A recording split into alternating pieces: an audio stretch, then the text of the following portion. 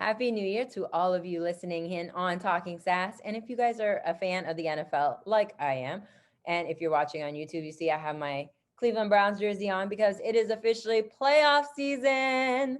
And the Browns are in for the first time in 18 years. And I cannot tell you how excited I am about this. But of course, if you follow me on social media, at Sassy Steffi on Instagram and Twitter, you know that I have been a buzz about it all week and I'm super excited.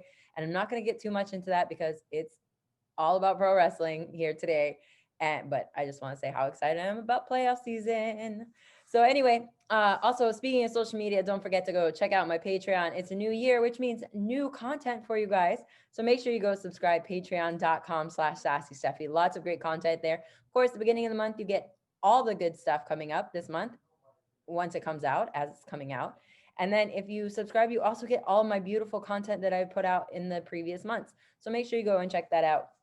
And today, so cool. I got an amazing guest for you guys again. She is a former NWA World Women's Champion. You can currently see her kicking ass every Wednesday night on AEW, and I mean literally kicking ass. And in on rather February 6th, you can see her in her first ever cage match as she is the owner and promoter of Mission Pro Wrestling, and she's going to be taking on Allysin Kay in the cage for the very first time. I can't wait to see it because it's going to be a knockout, drag out fight between those two. And of course, I love them both, so it's going to be very hard for me to pick. But on to today, she is La Meta Meta. This is Thunder Rosa. Welcome to Talking Sass, and today I have the one, the only Thunder Rosa. Good morning, or buenos dias. Hi, buenos dias, everybody. That is that is the extent of my Spanish from high school. I apologize. It's all good. It's all good. I'm not tripping. All right, awesome. Well, I want to talk to you because you've had so many amazing things going on in the past year or so, and I'm just so much to cover, and I don't want to take up too much of your time today. So, Okay. 2020, big year for you professionally and personally, and you became a U.S. citizen. Yeah, I became a U.S. citizen in 2019, February 2019. So it's been a year and some change. Mm-hmm. And but yeah, like becoming a U.S. citizen for me was like one of the biggest things. It's so funny because like I was looking for something in my purse, and I still have the sticker that I voted. It was my first time ever in 34 years that I voted. Even when I was in Mexico, I never voted in Mexico. So this election was really, really important for me because of because of everything that was happening in the world. And it was like one of the hardest things I've ever done, believe it or not. I was like there, I'm just like, oh, this is so hard. But I mean, that's great. Your first election. I know a lot of people, they have their own personal opinions about all of that good stuff. But I mean, we're going to have a new president coming in very soon. So that's kind of exciting. But let's talk more about 2020 because you became the citizen and then you held 7 championships at that time. I watched your speech that you gave, that you put up on your vlog on your YouTube, and it was so inspirational. Like the things that you talked about, like going in and becoming an American citizen, and the things that you've worked towards this entire time is just amazing. So since then, obviously you became NWA champion at one time by beating Allysin Kay last year. And then you debuted on AEW. I mean, you have Mission Pro going on. Girl, your schedule is just like crazy. It is crazy. Like, it is. As you can see how I look. I have to wake up every morning between 5:30 and 6.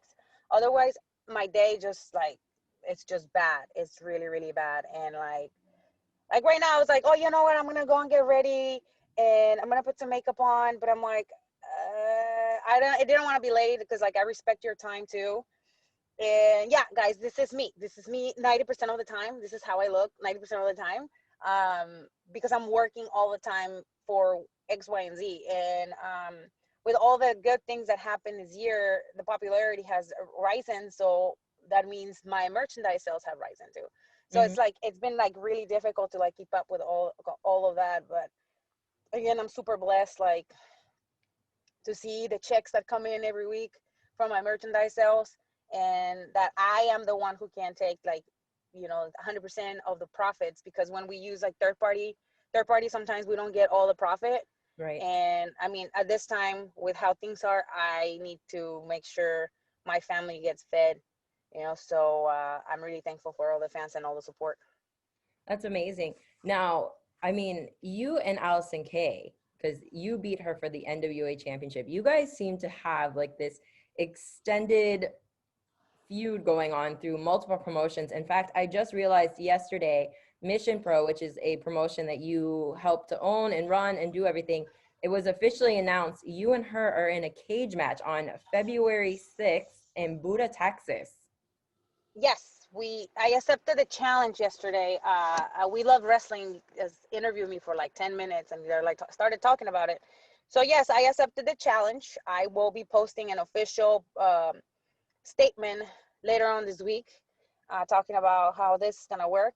But I mean, again, she feels like she needs to be on my business, because this year we were supposed to have a three-way with Melina, her, and I for the in the Crockett Cup show, and it Mm-hmm. never happened. So I mean, I don't know if you read her Twitter, her tweets and stuff.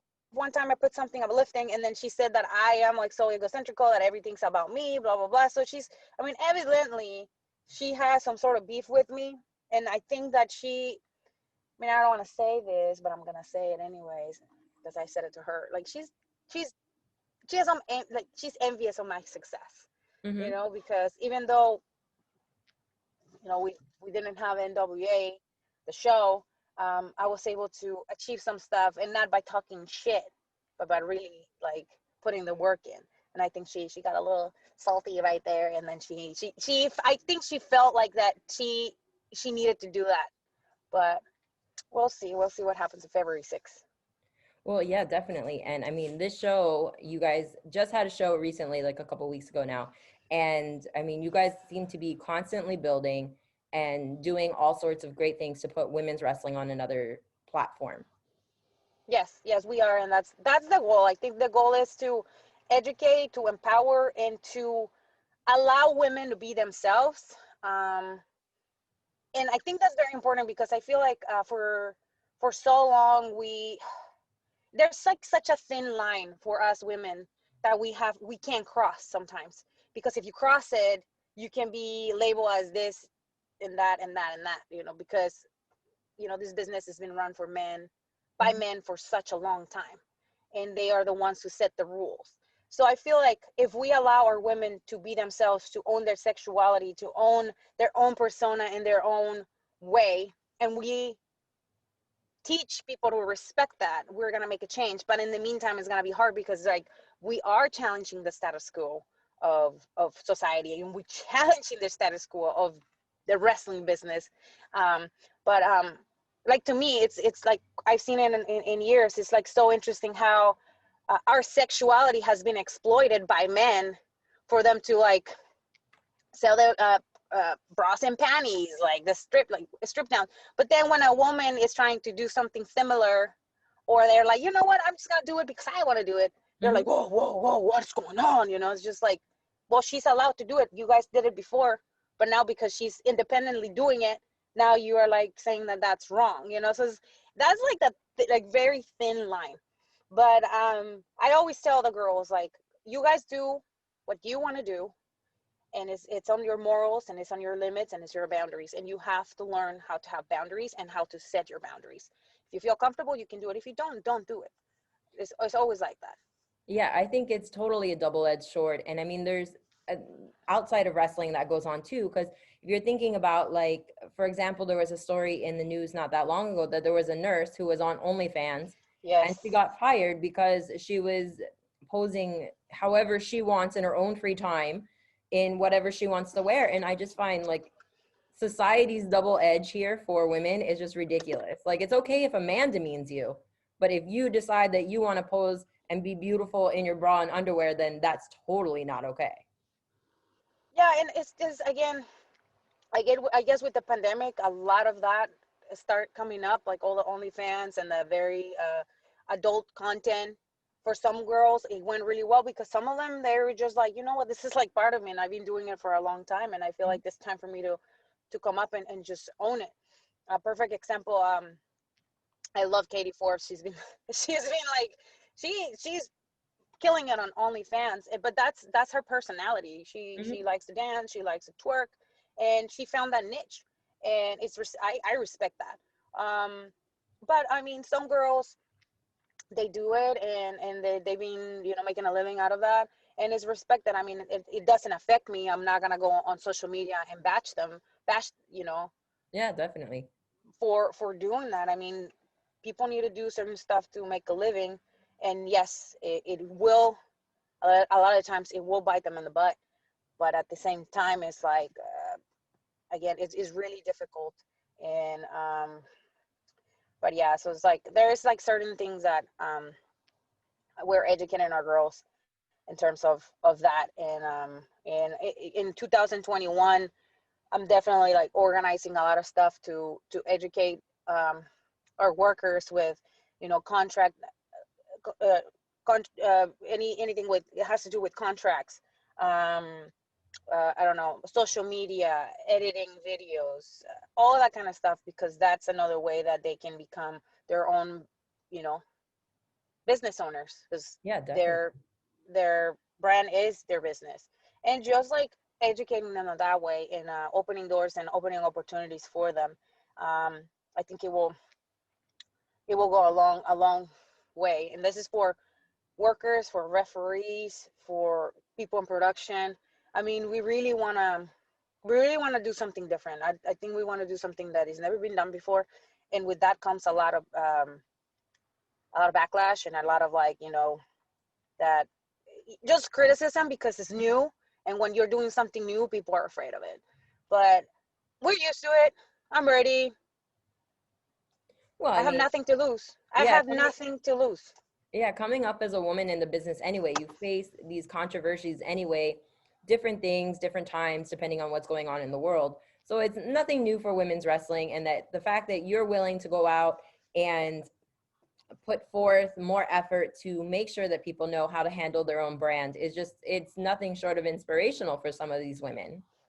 Yeah, and at the end of the day, it's again, education is empowerment, more than just like giving them a booking. If they want to learn from what we have to offer, there you go. We did something. Even if it's just one person, this person is able to change their life. We're making a change, no matter what, because that person will teach somebody else. And my whole thing is like, uh, be a sister's keeper kind of thing. Like, for me, like, some people in this business, they went out of their way to help me when I had like the roughest times, and in some uh, times in my career, and I'm just paying back that uh, that help that they gave me. And Mhm. then this is what I teach my students. This is what I teach people that I work with, that you have, in order for us to change and change the mentality, we have to help each other. And I'm just saying, oh, let me post a really nice post. No, it's like actually creating change, and taking action, which is the hardest part, because we can all criticize and say X, Y, and Z, but putting all the work, they don't want to do it, especially if you're still like working on your own career. But Mhm. I mean, for me, this is the most important part. Right now that my name is hot, it's not gonna matter when my name is not hot. Yeah, It's gonna matter now, because then now is where I have all the spotlight. Where yes, I will have a lot more challenges in terms of time, in terms of how I'm gonna manage my own stuff. But at the same time, it's like I gotta do it now. Like, I feel like I always felt that way, even when I first started. It's like I have that sense of urgency that I have to do things now, and not wait until tomorrow, and I wait until next year. Now it has to be now, because this is where the change needs to happen. definitely. And I think with the way the pandemic is, I mean, I think a lot of people are looking at things like that now. Like these things need to be done more currently than in the future because of the way that the world is just in general. So it's awesome for that. And speaking of your students, I know, or at least I saw that you are actually a trainer with Jazz and Rodney Mack. How amazing is it to work with those two? Well, Jazz and Rodney, they're something else, man. They just like really like infiltrating in my life. Like, ooh, I was not expecting it. And Jazz is such a strong woman, and she's very similar than I am. Like, she wants to help. Like, she really wants to help him. Her and Rodney, like, they're all about helping each other. And it's just like the way that they take their students, um, they take them to like where they have bookings, they take them all, they drive together and stuff. We treat everybody like family. And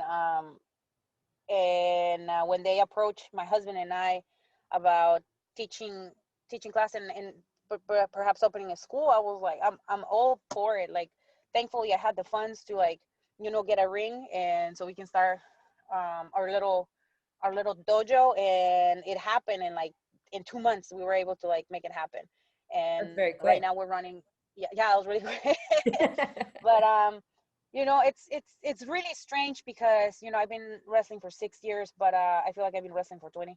um there's a lot of things that I have to offer. I've been in Japan, Mexico, Canada, Europe, in 5 different TV shows.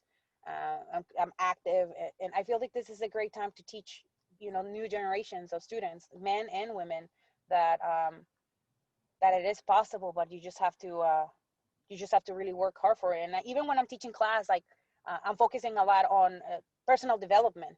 It's Hmm. so important in professional wrestling that I feel like uh, in the previous years, maybe like a decade ago, that personal development part, we were like, are you kidding me? You be weak, right? Like, Yeah. why would you be talking about that? But now it's like, no, if you don't think that way, you're not going to think about yourself as a business. You're just going to think yourself as a wrestler.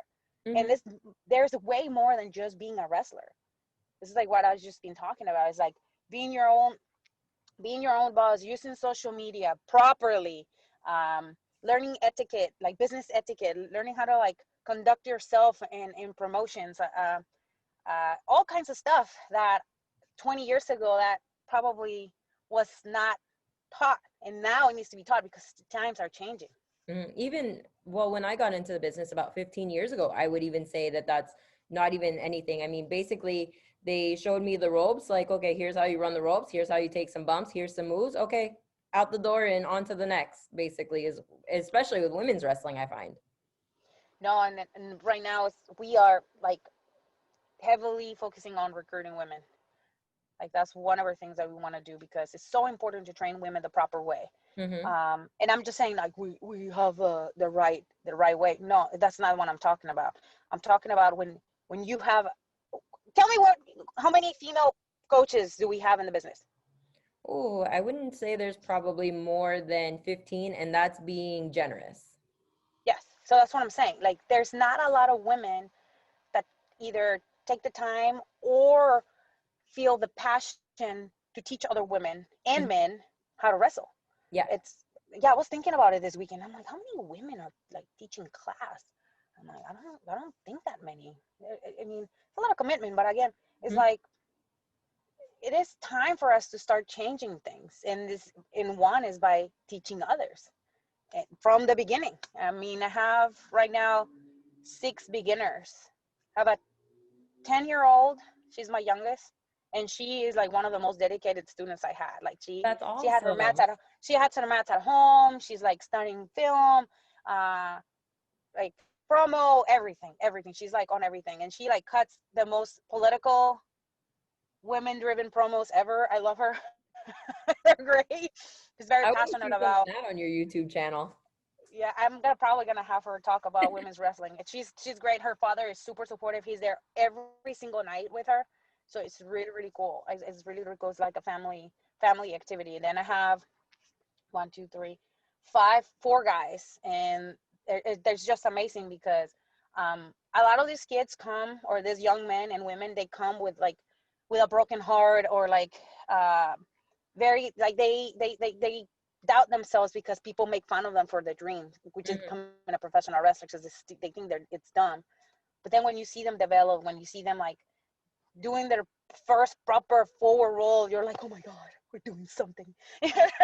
You're a proud Or mom. just, yeah, or just the fact that they are feeling confident for the first time in their lives, that's a huge change. And like, I wasn't trained like that. I was trained to be a hard ass, Hmm. and they had no mercy. So I remember when I first started wrestling, I told my husband, I'm like, I want to be the fastest. I want to be the one who's like, okay, man, like, you can't do a push up, move, what, bye. Like, I was trained to, like, be the best. I had to be the best because I was training with men. And I want my students to understand, you don't necessarily have to be the best, but you have to do things right. So and they're like understanding that and they're coming back, which is the most important part. Coming back, they feel like they can come back. So a lot of the times when you feel like you don't feel wanted, or you feel like certain style of teaching it's not for you, you Mm. leave, and then you will, drop on your dreams and whatever. So I mean, like I said, I do a lot of self-development. We talk a lot about, being proud of who you are, and working on yourself is very important inside and outside of the ring for you not to give up on your dreams. Absolutely. And because you're training during this whole pandemic situation, has that changed your training situation? Like, do you have like one member at a time, or do you still do multiple? No, here in Texas we're open 75%, Okay. so we're allowed to train. I mean, it is hard to train mixed martial arts Hmm. with social distancing, but we encourage our students to test themselves like every week, just to make sure. And we definitely encourage them not to go out into big crowds, and not to do a bunch of stuff like that, because we had to think about our peers. Hmm. So when there has been any incidents and where some of our students have tested positive, they let us know immediately, and then we all test each other. So I mean, we've been doing that. Knock on wood, nobody has gotten positive. Hmm. And even the place that we train at, they're very careful about that. That's awesome.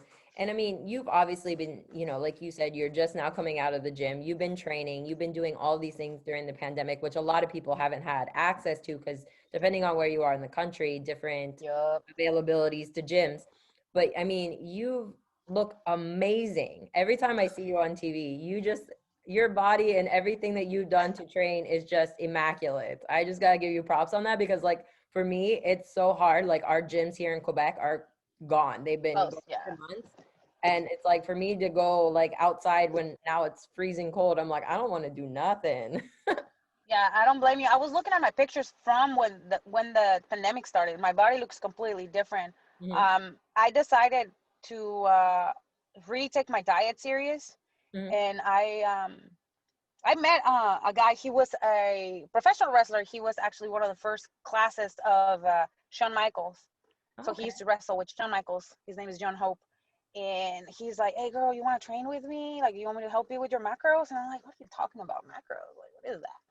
And I talked to him, and he's been like, I've been working with him for like 2 3 months. If I would have like stick to my diet 100%, I wouldn't look the way that I look. I would look even better.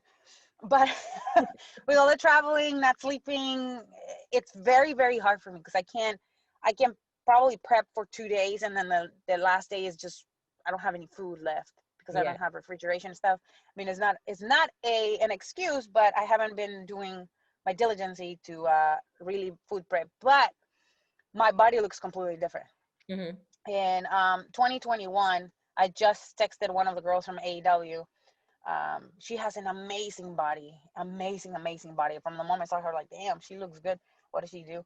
And I was listening to a podcast, and they were like, well, if you want to look a certain way, you need to have a picture and see that picture all the time. See, like, this is what I'm striving for. I just texted her today. I was like, thanks for being my fitness goals for the 2021, because I'm gonna try to look like you, but in like 3 foot smaller. Yeah, that's what I want to look strong. I want to feel strong, and then on top of that, because I don't know when I'm gonna fight, I have to be in shape. I have to be in Hmm. top shape, no matter what. So today, I'm not gonna lie, my workout sucked. I was completely out of breath, and I'm like, I need to work harder. My conditioning is not as good as it was 2 3 months ago, because I haven't been doing a lot of MMA because of all the traveling. But Hmm. that's my goal, is like, stay consistent with that, and stay consistent with MMA, because I don't know when I'm gonna fight. And when they say, hey, we want you to fight this date, I'll be like, okay, I'm ready. So, and again, we are on the TV business, so we have to look a certain way. Yeah, of course. It's a very cosmetic business. And with Yes, wrestling and MMA, does that change your training depending on if you're going into a fight for MMA? girl. When I'm in fight camp, I train between 5 to 6 hours a day. Ooh. So that's striking, jujitsu, conditioning. Mm-hmm. So January, I have to really like lock my days down, and where solely I'm gonna do conditioning and striking. Then the other days I'm gonna do jiu-jitsu and sparring, and then the other days I have to have a rest day or so. But it's like it's so important. But I'm like, it's crazy because when you don't get no sleep, it's like, I don't know. One of my peers, like, he works overnight. I don't know how he does it. Honestly, it's like the craziest thing. He's in the UFC right now, and I see him. I'm like, man, you're crazy. I just text them like every time I see like workouts that they do together. I'm like, I miss you guys. I'm like, we miss you too. But they see that I'm working and they know I'm not just slacking. Yeah, But of course. but yeah, girl, it's being in two different disciplines is kind of hard. But I mean, once I know when my fight is, I just dedicate myself to train MMA 100%. So yeah. Awesome. And speaking of being on TV with wrestling, obviously we see you on AEW. You had your little bouts with Serena Deeb, but then somebody else who has been putting their nose in your business quite a bit. We have Britt Baker, Big and ass nose. she's really been up in your business. Well, absolutely. Everybody's on my business. I mean, come on. I'm like one of the hottest talents in the world. My name has been on every week. I'm in some article of whatever sort, which is like funny because they go on my social media. Oh, such and such said. Like, did it? I put a post. Like, calm down. Of course, she's gonna go and try to get in my business because, like I said, I'm one of the hottest talents out there. I will say one of the best wrestlers in the world. She wants to rub out of this. I mean, of course. I mean, I'm gonna whip her ass. I keep saying I'm gonna whip her ass. Like what she did on Wednesday was so disrespectful in Mhm. so many different layers. I'm telling you, people have a thing to disrespect me all the time, one way or another. I'm trying to be all positive and respectful and stuff, and there she comes with her cucharota, just like trying to steer stuff. It, like taking the paint off my face is like literally taking a mask from a mask wrestler. So Yeah, disrespectful. yeah, definitely. That's super So, disrespectful.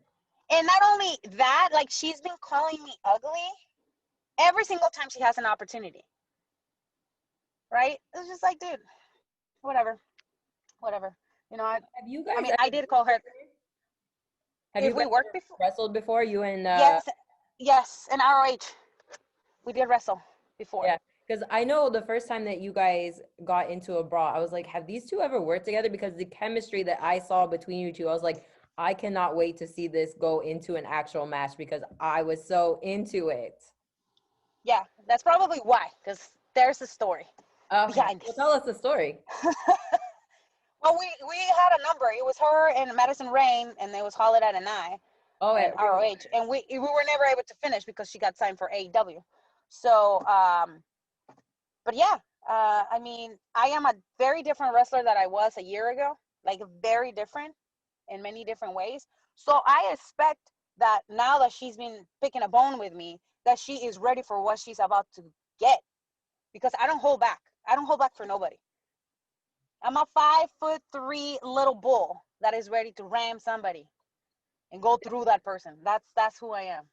Well, personally, me, if I'm somebody like Britt Baker, who I know is a professional wrestler, obviously she's very talented, but she's going up against somebody who's not only trained in wrestling but also MMA style. I'm just thinking maybe I'm a chicken shit, but I'm thinking I don't want to mess with you. Like I like okay, we're gonna have a match, great, but I don't want to intentionally piss you off to make you even more mad because, like you said, you are that like pit bull inside this little container. Yes, I am. Just like I feel like that's what a lot of people do because I'm very respectful, I'm very professional, and they just like be like, you know, poking me and poking me and poking me until I explode. I don't think people really see me mad. Like really, they haven't. So she if she keeps going how she's going, she's gonna see me real mad, and something really bad is gonna happen to her. Well, I like I said, I'm excited to see where this goes because you two just look like you're gonna tear each other apart, and so excited to watch where it goes. But like I said, I don't want to take up too much of your time today because I know that you're busy. You just came from the gym. So why don't you tell everybody where they can find you? And don't forget to let us know about Mission Pro for February 6th. Yes. So let me start with Mission Pro. February 6th, we're gonna be posting the match cards really soon. Tickets are available on missionprowrestling.net. Is the first thing that pops up on the website. Tickets are available.